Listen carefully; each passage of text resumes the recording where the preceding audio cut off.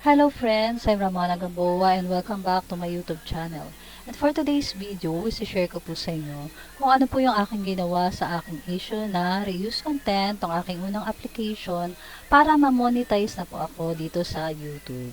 So kung interesado po kayo sa topic po natin for today, please stay tuned at mag-i-start na po tayo after po ng aking intro.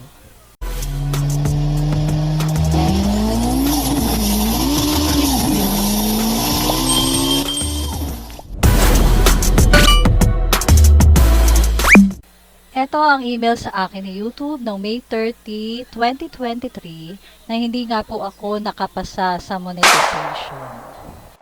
At ito naman ang email sa akin ni YouTube noong July 10, 2023 na ako naman po ay nakapasa na for YouTube Partner Program. So monetize na po ako. So balikan po natin yung unang email sa akin ng YouTube, yung hindi pa po ako na monetize. So, ayan po siya. Your channel wasn't accepted for monetization. What happened? After reviewing your channel, we found that it does not follow YouTube monetization policies. Review our feedback. We found that your channel contains the following: reuse content. So, yun daw po ang issue ko. What should I do next? So, yung option 1 ko is appeal if you think we made a mistake. So, ang sabi dyan, naputol na kasi and pasensya na hindi ko na screenshot. Sayang, hindi ko na screenshot yung unang email sa akin kasi nung gusto ko nang igawing content ito, hindi ko na siya makita. No, I don't know kung na-delete ko siya or whatever. Pero basta bigla siyang nawala. So, yun nga, ang option 1 is to appeal if you think we made a mistake. So, ang ibig sabihin yan, dapat daw mag-video ako na magpaliwanag ako na mali sila, ganon. Kumbaga, nagkamali sila ng apila na reuse yung content ko. Ibig sabihin sa akin yung content ko. Or, the other one is yung option 2 is, i-fix ko daw yung mga reuse content. So, pwede ko siyang i-delete or i-edit. And then, mag-reapply ako sa June 30, 2023. So, yun na nga syempre ang ginawa ko kasi totoo naman na na may mga reuse content ako lalo na sa shorts. So, syempre pinili ko yung option 2. No? Kumbaga, i-fix ko na lang yung mga video ko, maglilinis ako ng mga videos para mag-reapply ako sa June 30, 2023. So, ano ba yung mga finix ko? Ito po, isa-isahin po natin. But before that, let's first tackle kung ano nga ba ang ibig sabihin ng reuse content. So, eto na po. Content that violate this guideline. Taking someone else's content, making minimal changes, and calling it your own original work would be a violation of this guideline. This policy applies when you have permission from the original creator. Reuse content is separate from YouTube copyright enforcement, which means it's not based on copyright, permission, or fair use. This guideline means sometimes may not get claims against your content, but your channel may still violate our reuse content guidelines. So, yung reuse content meaning is gumamit tayo ng content ng iba. Kumbaga, yun lang naman yun, yung hindi talaga sa atin. Kumbaga, hindi tayo yung originally gumawa. So, yun ang ibig sabihin ng reuse content. No? Yung reuse content, iba pa yan dun sa copyright. No? Kasi yung copyright na issue, minsan sa mga music lang yan. So, iba ang nitong reuse content. So, eto na po yung mga issue ko. No? Example of what is not allowed to monetize. Yun yung sa reuse content. Number 1. Short videos you compiled from other social media websites. No? Kasi doon nag-apply ako for monetization, akala ko hindi kasali yung mga shorts video. No? Kasi iba ang requirement para ma-monetize ka sa shorts at iba rin pag regular videos. So, yun ang inaakala ko. Yun pala kapag mag-apply ka ng monetization, yung kabuuan ng mga video na ginagawa mo ay i-check niya. So, kasama yung shorts. So, hindi ko nalinis yung aking mga shorts. Kaya nakita doon yung mga shorts na kinuha ko nga or kinapi ko dun sa ibang social media platform. So, kung meron kayong ganyan, and then balak nyo mag-apply for monetization, lalo na sa mga bago, well, please i-delete nyo na or ayusin nyo na para ma-monetize kayo. Okay, number 2, collections of songs from different artists, even if you have their permission. No? So, ayan din, meron naman akong video noon. Actually, ang nakalagay doon ay Creative Commons, no? Sa YouTube. Nakalagay Creative Commons na music playlist. So, akala ko okay yun, no? Ang ginawa ko, kinopya ko yung music playlist, pero iniba ko yung pinaka-cover, no? Kumbaga, picture ko or picture na ginawa ko, edited ko, sarili kong picture, no? So, kahit pala, Creative Commons, no? Ano rin pala sa reuse. So, napansin pa rin pala yun. Number 3 is clips of moments from your favorite show edited together with little or no narrative. So, yan din. Meron akong clips na kinapi. Actually, ewan ko na kung nakita nyo yun. Yun ay si Miss Regine Velasquez. So, nasa isang talk show siya. And then, meron siyang ipinapaliwanag. No? Nakalimutan ko na kung ano yung pinapaliwanag. Nagandahan kasi ako sobra. So, very inspirational. No? Kaya, pinost ko siya. So, kinopya ko siya sa isang social media platform. No, wala siyang watermark, pero ganun pa rin as reuse content. So, kahit pala walang watermark, magiging issue pa rin yung reuse content. So, kapag may mga ganyan, siguro, i-edit natin or i-delete na lang natin. Kasi sabi naman dito, with little or no narrative, siguro kung medyo dadagdagan mo lang siya ng, i-edit mo lang siya na commentary, ganun. So, yung pang-apat is content uploaded many times by other creators. So, yung issue na yan, medyo parang hindi ako sure kung ano yung video na tinutukoy niya na uploaded by many creators. No? Pero basta, ang ginawa ko, yung mga hindi sa akin na video, lalo na sa mga shorts, no? Lalo na yung mga Korean drama, pinagde-delete ko na lang lahat. No? Para malinis. Para pag nag-re-apply ako, malinis na yung aking mga videos. And fifth, and the last is promotion of the people's content even if you have their permission. So, yan, totoo yan. Kasi actually, meron akong video clips na kinuha sa ibang website.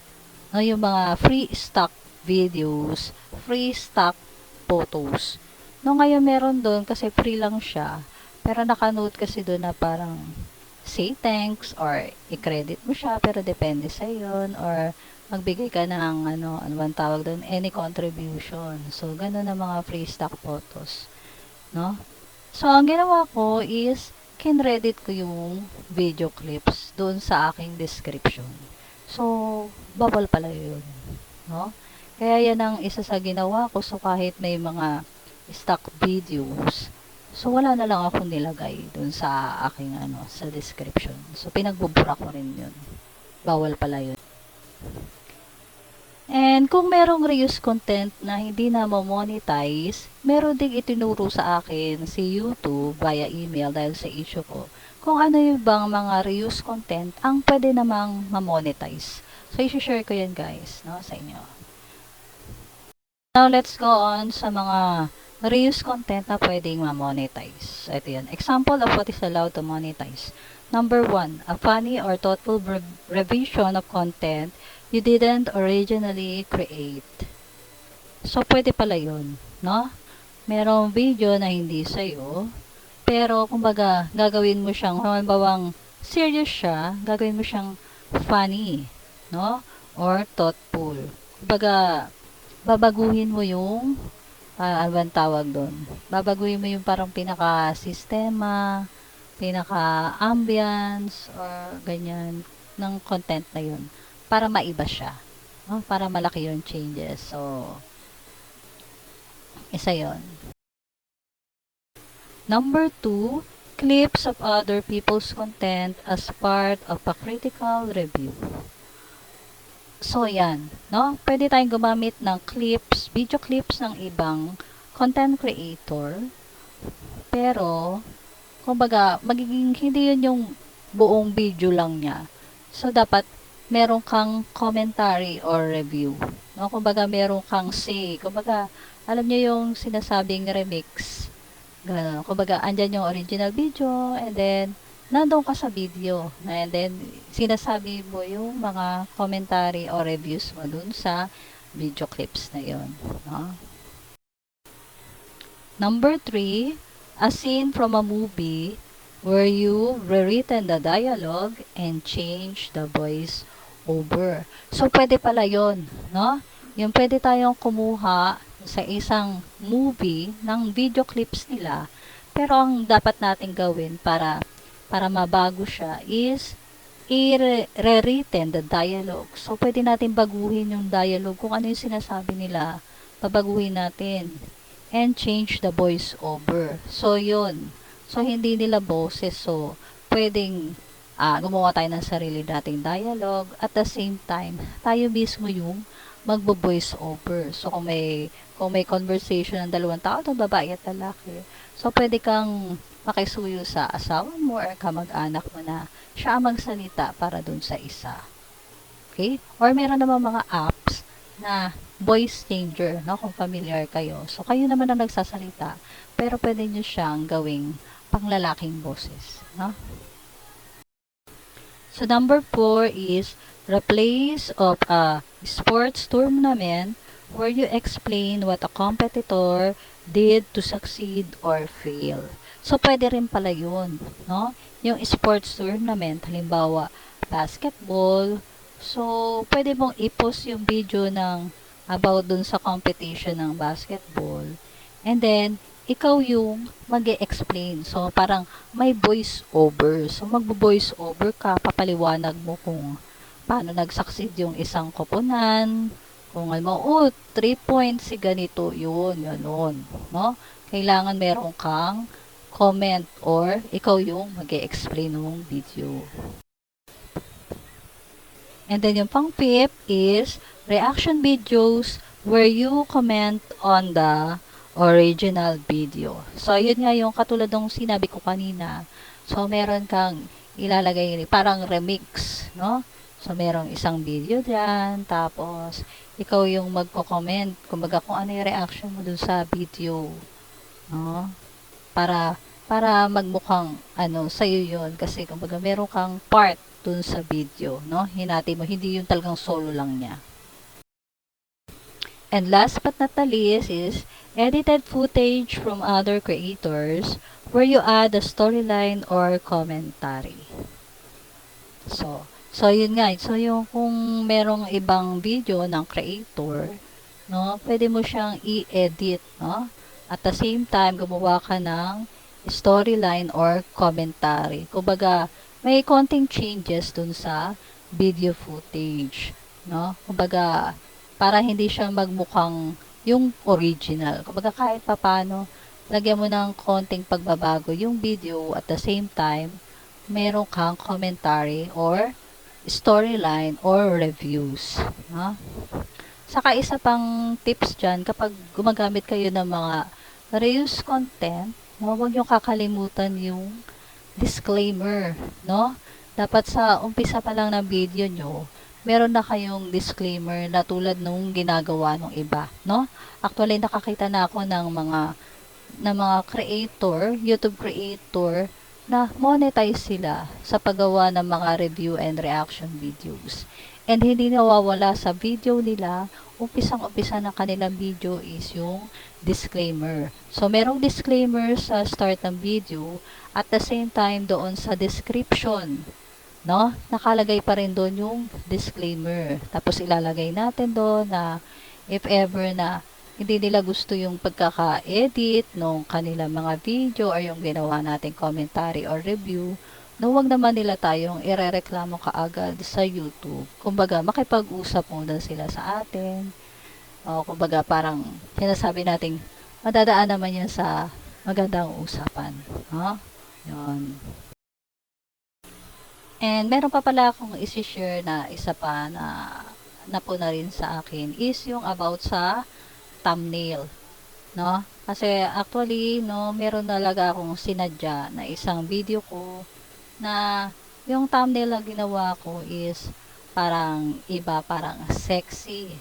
No? Sexy. Pero ang video ko is about sa mainit na panahon. Kumbaga na po na din ako doon kasi parang misleading or parang kapag nakita yung thumbnail, parang iba yung iisipin or yung caption mo dun sa yung thumbnail, yung title mo. No? Sige, sasabihin ko na, bali yung paano mapawi ang init. No? Yun ang title. Tapos yung picture niya sa akin is medyo sexy yung babae na medyo pawisan.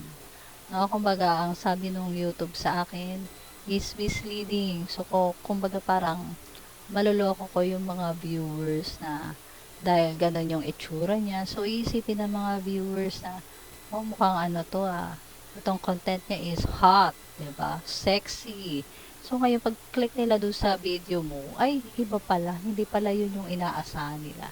So, bawal din pala yun. So, kailangan babaguhin nyo yung thumbnail and yung caption. So, ako, ang ginawa ko na lang, paano mo mapawi ang init sa tag-init, no? Diba? Tapos, binago ko yung pinaka-thumbnail. Kung titignan nyo yung aking video, makikita nyo yun.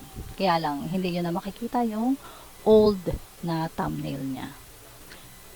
And additional na lang na tips and advice na rin, lalo na sa mga bagong mag-a-apply for monetization is, huwag kayong masyadong may excite. No? Kapag na-hit nyo na yung 1,000 subscriber and 4,000 watch hour, huwag kagad kayong mag-a-apply for monetization.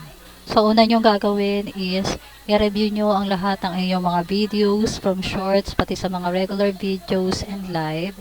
And then, linisin nyo kung ano yung sa tingin nyo is magiging violation natin kay YouTube para maiwasan natin yung mga problema at yung pagka-delay ng ating pagka-monetize. Thank you for watching this video and sana nakatulong ako lalo na sa mga content creator na mag-a-apply pa lang for monetization. And gusto ko rin i-grab ang opportunity na magpasalamat sa mga taong tumulong sa akin para ma-hit ang requirements ko para ma-monetize yung 1,000 subscribers, lalo na yung 4,000 watch hour. Ito po yung grupo namin, YouTube Aspirant Family, sa pangunguna ng aming founder na si Miss Jen in US Vlogs, ang mga admins nito at iba pang mga members na tumulong para ma-hit ko ang aking mga requirements. So, salamat sa inyong lahat at asahan nyo ang aking laging suporta sa inyo dito sa YouTube. So, God bless you all and sana lahat tayo ay magtagumpay dito sa YouTube. Mega loud shout out din po sa lahat ng mga taga-YouTube aspirant na hindi ko po nabanggit dito sa video na ito, and thank you din po sa inyong lahat. So kung bago lang kayo dito sa aking channel, please don't forget to like, share, and subscribe and hit the notification bell para lagi po kayong updated sa aking mga new uploads. So thank you po ulit and bye-bye!